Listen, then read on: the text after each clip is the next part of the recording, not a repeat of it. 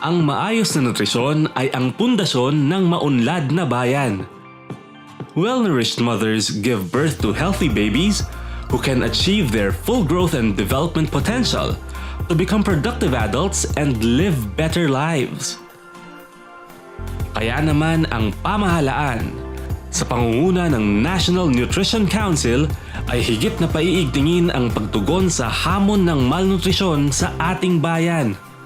Ang tugon, ang Philippine Plan of Action for Nutrition 2017 to 2022 o Ppan.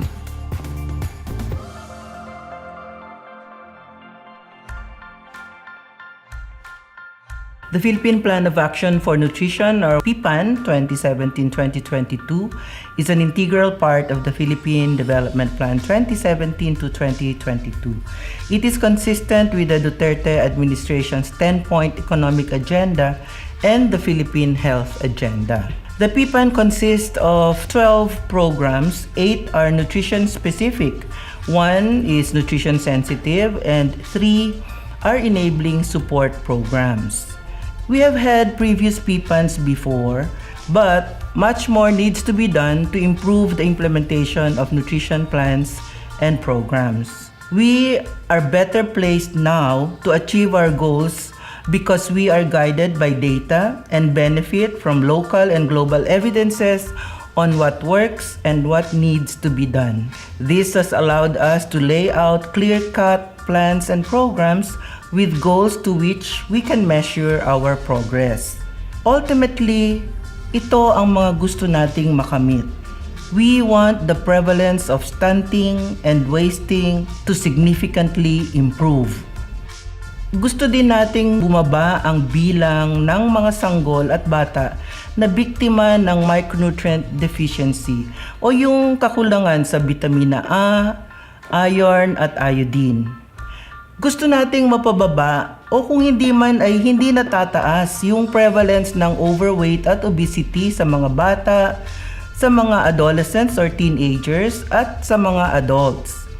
If we achieve these goals, we contribute to the improvement of the quality of our human resource base. We also reduce inequality and we also reduce maternal and child mortality. These are the measures that we need to live up to for us to be able to say that Ppan 2017-2022 is a success. The road towards a well-nourished nation starts in the mother's womb. Poor nutrition during pregnancy compromises the growth and development of the child in the mother's womb. When a mother isn't getting the proper nutrition for herself and for her baby, the child comes into this world malnourished. So sa simula pa lang, dehado na yung bata. Deficiencies in key nutrients inhibit the normal growth and development of the fetus. In some cases, it may even threaten the child's survival. When growth faltering happens in the first 1,000 days of life, undernutrition, particularly stunting, happens. Stunting is irreversible. Children who are stunted have diminished cognitive and physical development, reduced productive capacity, and poor health. Buong buhay napapasanin ng isang tao ang mga epekto ng kakulangan sa nutrisyon simula noong siya ay pinagbuntis ng kanyang ina.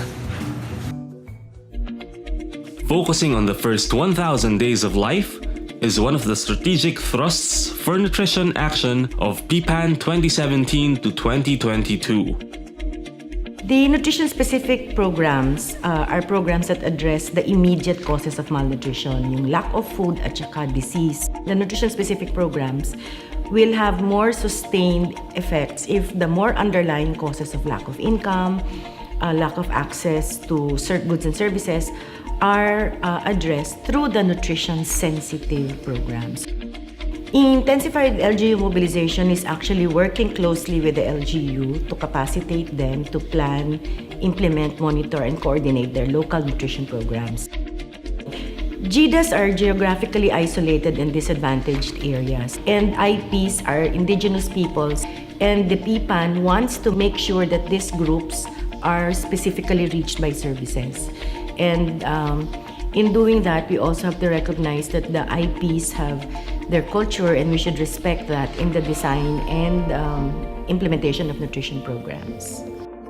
Whatever the LGU does, they should be supported by the adequate policy support coming from the national level in planning, implementing, coordinating nutrition programs, and in many cases also provide supply and funding support, especially for poor municipalities.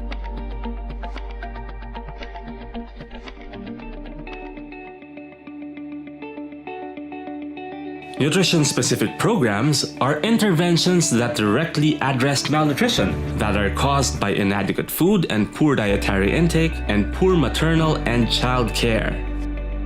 Kailangan ng support system na nakapalibot sa nanay at sa kanyang baby. We need to provide them an environment where health and nutrition services are available and accessible. There are 8 nutrition-specific programs under the Ppan 2017 to 2022.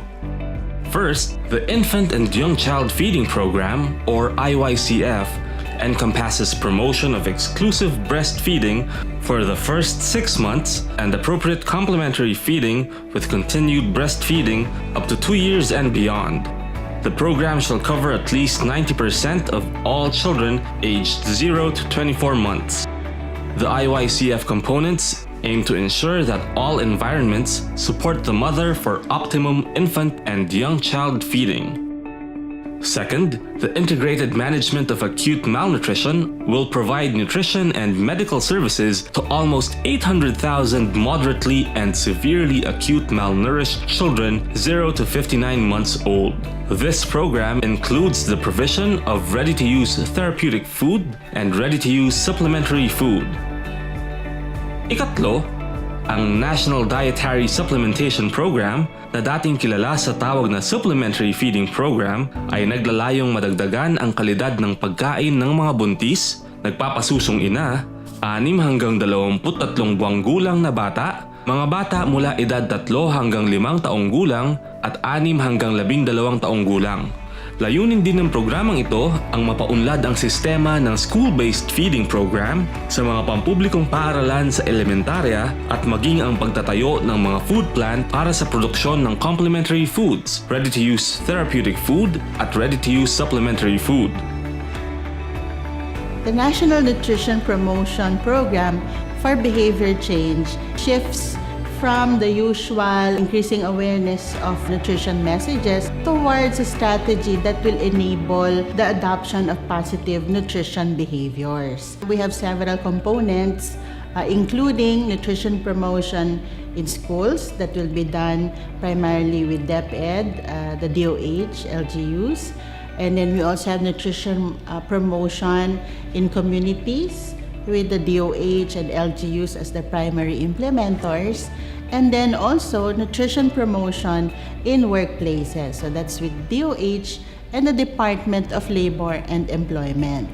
This component will also support having an enabling environment for these behaviors to happen. Ikalima, patuloy ang paglaban sa micronutrient deficiency sa pamamagitan ng micronutrient supplementation. Libreng ipamamahagi ang mga supplements na vitamin A capsules, iron folic acid tablets, micronutrient powder at zinc para sa mga sanggol, mga batang mag-aaral, women of reproductive age, mga buntis, at nagpapasusong ina. Sixth, the Mandatory Food Fortification Program complements the Micronutrient Supplementation Program. Itutuloy ang pagdadagdag sustansya sa mga pangunahing pagkain ayon sa Food Fortification Law at Salt Iodization Law. Kasama dito ang pagdadagdag sustansya sa harina, bigas, mantika, asukal at asin. Seventh, the Nutrition in Emergencies Program assures nutrition protection and food availability during emergencies and disasters. Through capacity building, local governments will be able to integrate and institutionalize nutrition in emergencies in their disaster emergency preparedness and response plan, and respond appropriately and effectively during and after the emergency to prevent the deterioration of nutritional status of vulnerable populations and improve resiliency.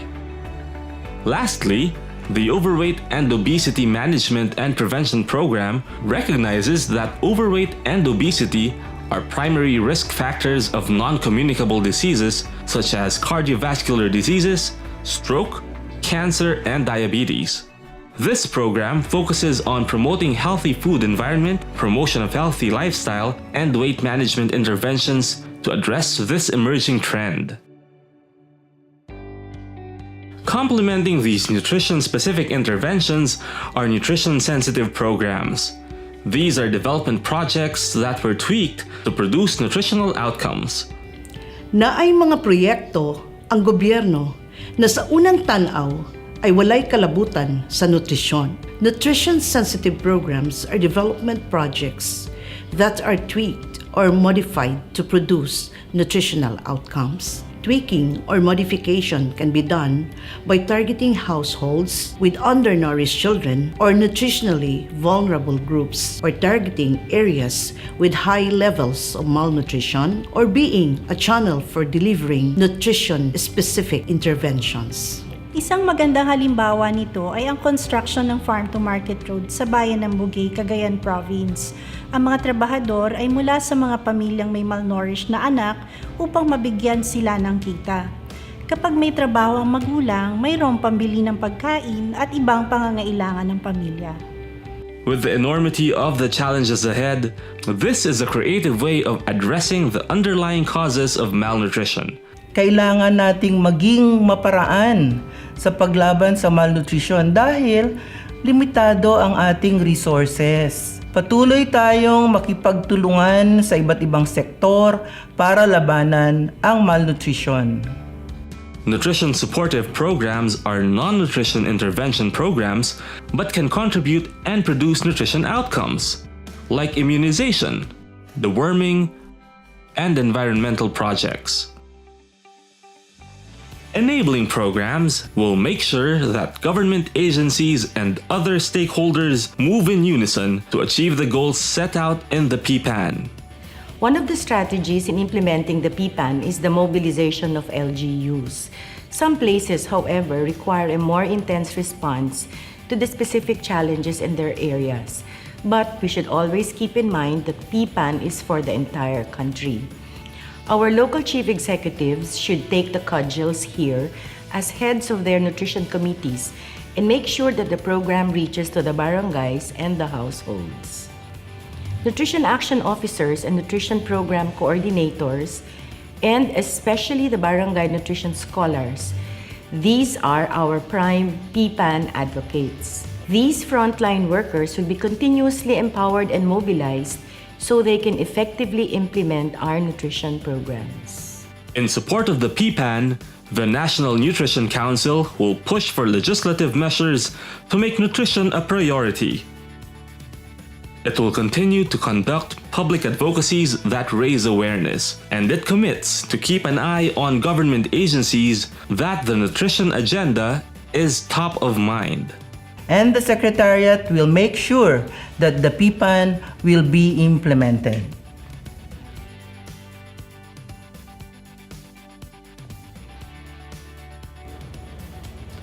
As the Secretary of Health and the Chair of the Governing Board of the National Nutrition Council, I will do everything in my power to ensure that the Ppan will be fully implemented. The Department of Health is committed to bring health and nutrition services to our people.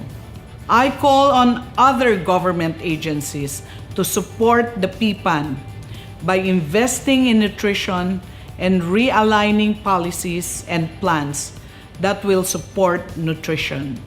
I invite all local chief executives to support the Ppan by ensuring that nutrition services are made available to all. Mga nanay at tatay, kung gusto ninyong lumaki ng malusog at produktibo ang inyong mga anak, tiyakin ninyo ang kanilang tamang nutrisyon. Sama-sama nating itama ang nutrisyon ng mga Pilipino. Sama-sama nating suportahan ang Philippine Plan of Action for Nutrition.